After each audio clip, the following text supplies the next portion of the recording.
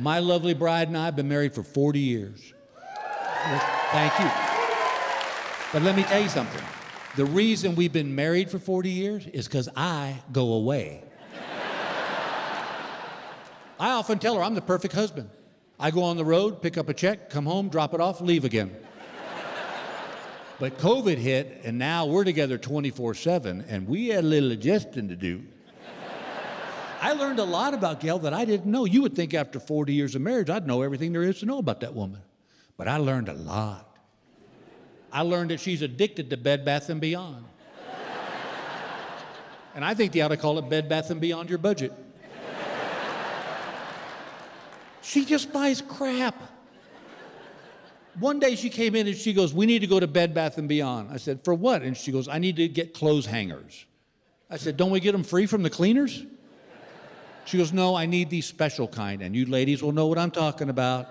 She said, I need the kind with the velvet on them. I said, for what? She goes, so it keeps my dress from falling off. I go, that's been our problem for 40 years.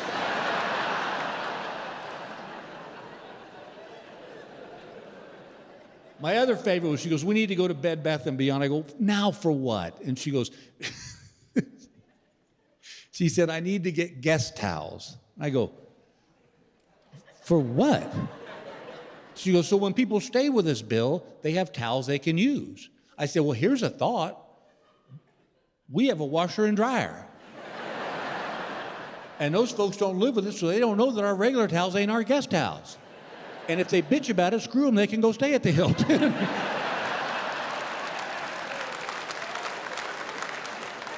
I said, you're just buying crap. She goes, well, you buy crap at Bass Pro Shop. I said, no, ma'am.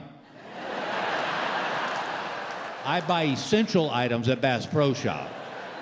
She goes, like what? And I said, like, I need a cooler that knows whether to keep my beer cold or my coffee hot. That's essential. She goes, you're an idiot. I go, I'll be an idiot with a cold beer. That's what I'll be. But it's just weird to see how she was acting during COVID. And I swear, if I didn't know better, I think she was pregnant.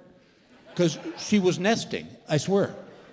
I would get a cup of coffee, take 2 sips of it, set it down on the stool, and walk 3 steps away, and she goes, are you done with that?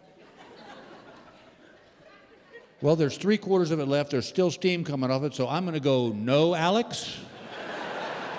She goes, well, you know where to put it when it's done. I go, right, we throw it out in the street. She goes, no, you put it in the dishwasher, and put it in the dishwasher right. I go, what do you mean right? She goes, I didn't know this, fellas. Did you know this? That there is a wrong way and a right way to load a dishwasher. See? I didn't know that. One night we had dinner, and we finished dinner, and I took my plate and my silverware, and I walked to the dishwasher, put them in there, shut the dishwasher. Here comes Gail right behind me. Opens up, starts rearranging. I said, what are you doing? She goes, you put them in there wrong. I said, what are you talking about? She goes, Bill, you can't put bowl, plate, cup, bowl, plate, cup, bowl, plate.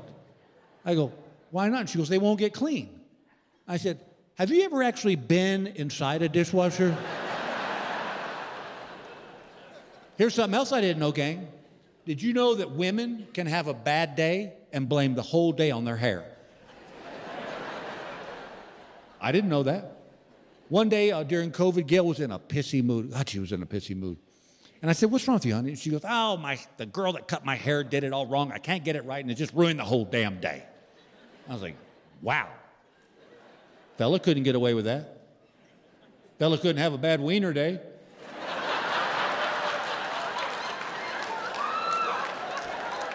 What? We do. Some days it looks good, doesn't it, boys? That's right. You want to slap a leash on it and walk it around the block.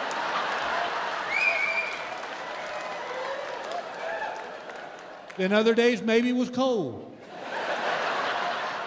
You slept on it wrong. Man, couldn't blame a whole damn day on it, though.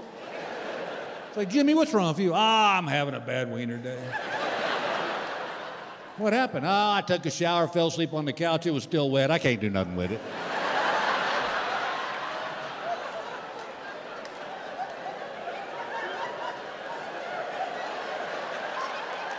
I'm going to guarantee you right now there's somebody in this theater going, that is a bored human being right there.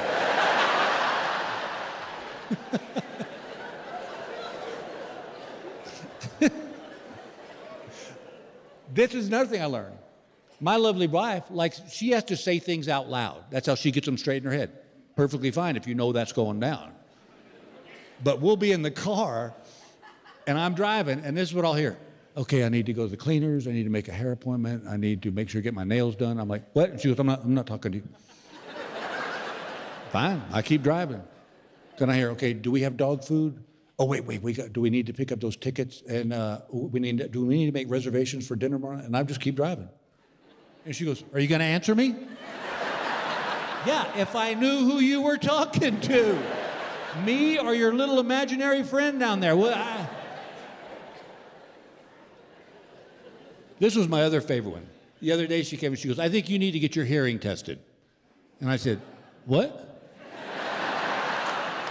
She goes, see? And I was joking. She goes, no, Bill, I really think you need to get your hearing tested because you don't hear half the stuff I say. And I remember when the day I got married, my granddaddy pulled me aside and he said, son, you want the secret to a long and happy marriage? Pick your battles. He said, if you go to war every time, you're going to lose. And I remember thinking, this is a battle. So I said, all right, I'll go get my hearing tested. So I went to the hearing doctor, gave me the test. He goes, your hearing's fine. I said, thank you very much. Went home. Gail said, how'd it go? I said, he said, my hearing's just fine. She said, well, is it you don't hear half the stuff I say? I said, it's funny you bring that up. Because he said that maybe you shouldn't wait till you're at the other end of the house before you start talking to me. Look at the women, fellas. Look at them. They know it's in their little bullet in their arsenal right there. I swear to God, Gail and I could be sitting in the same room for 3 hours. Not a word is said. I get up and walk to the other end of the house and I hear this. Just come on. Now I got to come back in and go, what? She goes, see, you're hard of hearing. I go, no, dogs couldn't hear what you were saying.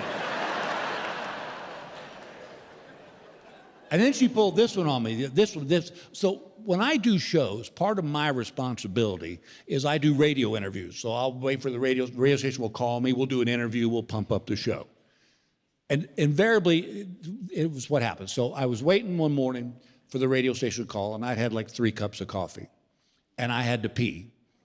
And I've gotten to that age, and some of you guys my age and older know this, that we're at that age that when your body says, I gotta pee, it's not like I gotta pee in a couple hours. It's like, find a bathroom now. True story, y'all, true story. We were driving from Denver. You know where Little America is? Okay, we were one exit away. Again, Gail had said, I need to stop at Little America because I gotta pee. I said, all right, fine. We got one exit away, and I whipped off the side of the road and had to pee on the side of the road because I couldn't make it another exit. So I'm waiting for the radio station to call, and I know what's going to happen. As soon as I set my phone down and go to the bathroom, they're going to call. So I take the phone with me into the bathroom. And I'm peeing, and they call. So I can't flush the toilet because I'm in the bathroom, and they'll hear it. So I'm doing the interview and just talking. And I go, hey, I'm looking forward. It's going to be the greatest shows, the last 2 shows in Salt Lake. It's going to be awesome. Y'all get some tickets. Come on out. We're having New Year's Eve together. And they go, well, Bill, we're really thrilled you're in your tour there in Salt Lake City, and you're going to have a blast. People are going to come out. We'll get everybody out there. And Gail walks in to the bathroom. And she looks at the toilet and reaches down and flushes the toilet.